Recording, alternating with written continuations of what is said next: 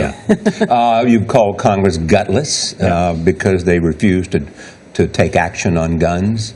You got some pushback from people who said, get that guy out of America. He's not an American. Well, there was a petition in America to have me deported, but there was also on the back of that a petition in Britain for me to stay here. So I was trapped in no man's land. Once I was thinking of being parachuted into Jamaica or somewhere. Here's the thing about guns. I had a guy on last night, Alan Gottlieb, from the Second Amendment Foundation. He wanted to have a campaign to turn the first anniversary of Sandy Hook into Gun Saves Lives Day.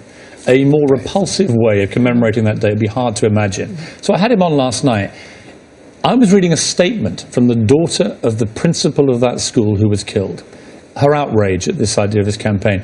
He began to laugh in the middle of me reading the statement. And it showed to me the utter crassness of some of these pro-gun rights people in just failing to understand the decimation that guns can cause to so many lives. What is it about American guns in your judgment? It's a fascinating thing, Charlie, because in Britain in the mid-90s we had an outrage in Dunblane in Scotland. 16 young children, same age as Sandy Hook, were all murdered by a gunman.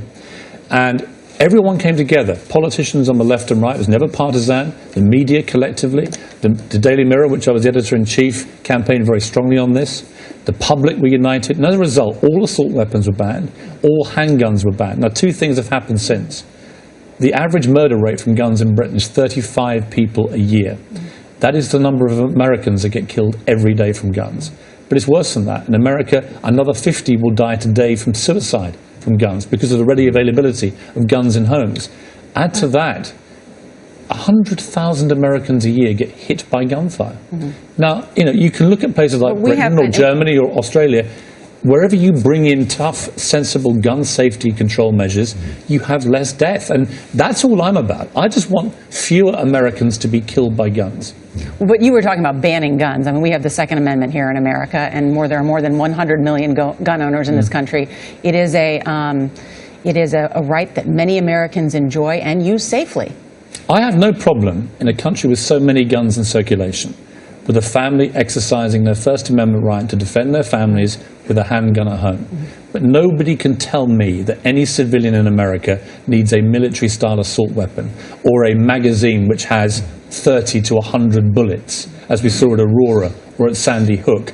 And the idea that you can't even in Congress pass background checks, that you can't even get through a law that 90% of the American people support, which would mean that you could determine if somebody buying a gun was a criminal or mentally insane. This is the stuff of madness. You're pretty much where, how are you different from where Mayor Bloomberg is and where President Obama is? Well, Mayor Bloomberg to me is the single most courageous politician in America. The cowardice as... and President Obama? President Obama, I think, has done his best, but he's achieved nothing. He went to Sandy Hook very publicly and he promised those families he would get action. To date, he has delivered absolutely nothing. Bill Clinton, who I interviewed a couple of weeks ago, told me an interesting thing. He said, look, the NRA marshals itself so well that they go after any politician in America, any stage, any level, and they drive them out of power with their well-funded resources which come from the gun manufacturers.